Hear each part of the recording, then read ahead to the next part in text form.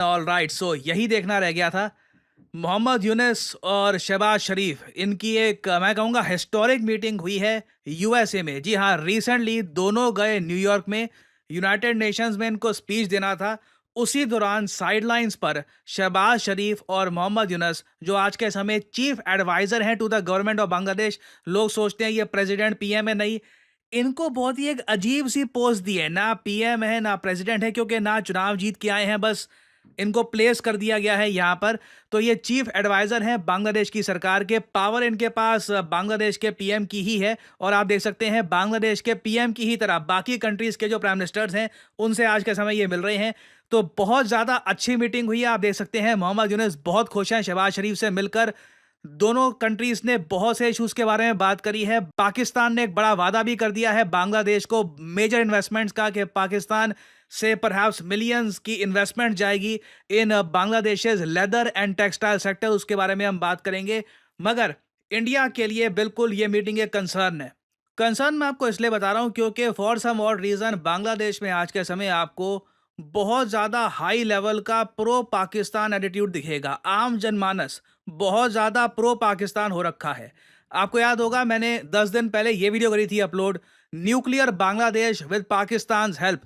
Openly Bangladesh में जो university है, ढाका यूनिवर्सिटी इनकी कैपिटल की मेन यूनिवर्सिटी, वहाँ पे एक प्रोफेसर मीडिया के सामने आकर कहते हैं कि इंडिया को अगर सबक सिखाना है, अब सबक किस बात का सिखाना है पता नहीं, बट कहते हैं कि इंडिया को सबक सिखाना है, बराबरी करनी है, तो पाकिस्तान के साथ एक न्यूक्लियर एग्रीमेंट कर दो ना। ये सब बातें जब ये कह रहे थे, इनके स्टूडेंट्स तालियां बजा रहे थे। तो मैं आपको ये बता रहा हूं, आज के समय अगर मोहम्मद यूनुस कोई बड़ा एग्रीमेंट कर देते हैं पाकिस्तान के साथ, बांग्लादेश की पूरी जनता उनको सपोर्ट करेगी, चाहे उनके लिए ये एग्रीमेंट खराब हो या ना हो।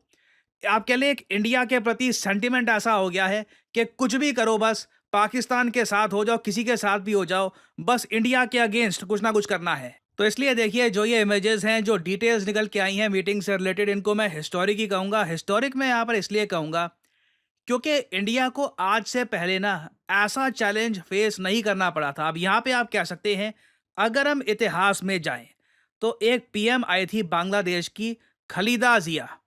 ये बांग्लादेश नेशनलिस्ट पार्टी बीएनपी की मेन लीडर है, जो मोस्ट प्रॉब्ली लग रहा है कि जैसे ही बांग्लादेश में अभी चुनाव होंगे तो ये पावर में आ जाएंगी। बांग्लादेश में प्राइमरली दो मेन पॉलिटिकल पार्टीज हैं, अवामी लीग और बीएनपी। अवामी लीग शेख हसीना की पार्टी है और बीएनपी ये खलीदा जिया की पार्टी है। तो खलीदा जिया इससे पहले पीएम रह चुकी हैं।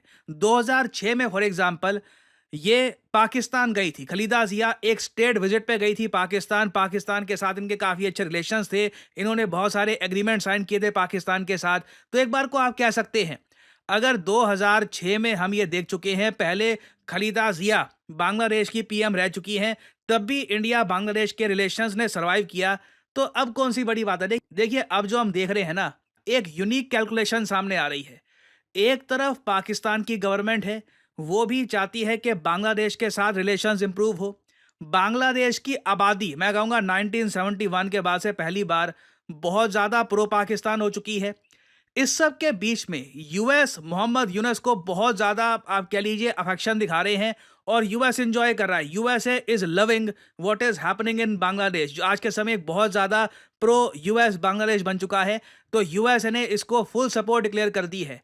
ऐसा गणित, ऐसी जियोपॉलिटिकल इक्वेशन इससे पहले नहीं बनी। तो इसलिए मैं कहूँगा ये एक बहुत ही बड़ा चैलेंज है फॉर इंडिया।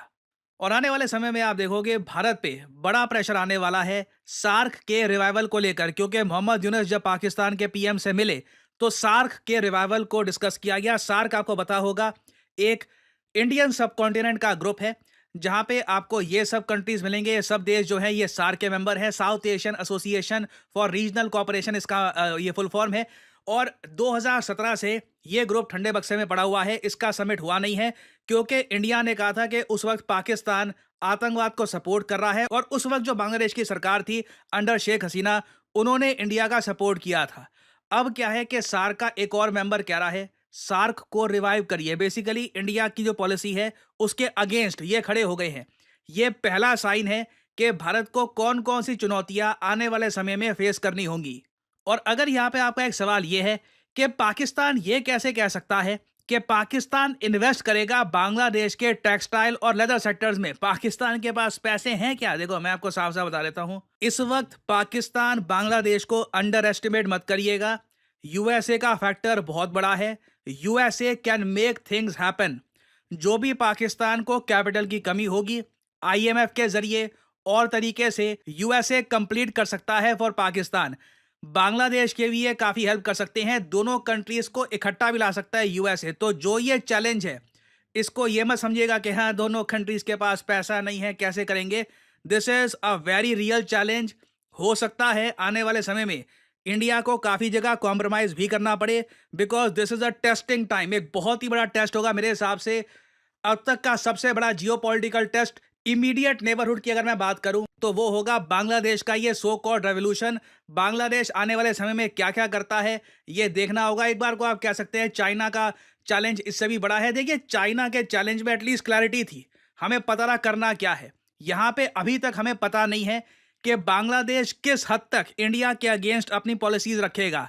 अभी क्या हमने सिर्फ ट्रेलर देखा, अभी मूवी देखनी बाकी है, अभी बहुत कुछ डिटेल्स आएंगी। I will make updated videos for you all. और फाइनली यहाँ पे आप लोगों से मैं एक सवाल पूछूंगा कि वो कौन सा एशियन कंट्री है जिसने रिसेंटली एक inter continental ballistic missile Pacific ocean में दे मारा था। बहुत ही ज़्यादा न्यूज़ में है ये देश। बताइए किस कंट्री की हम यहाँ पे बात कर रहे हैं? इंडिया, चाइना, जापान या फिर साउथ कोरिया? कमेंट सेक्शन में करिए उत्तर। जो लोग देंगे सही आंसर उनकी कमेंट को मैं हार्ट दे दूंगा ताकि बाकी लोग समझ पाएं कि सही उत्तर क्या है।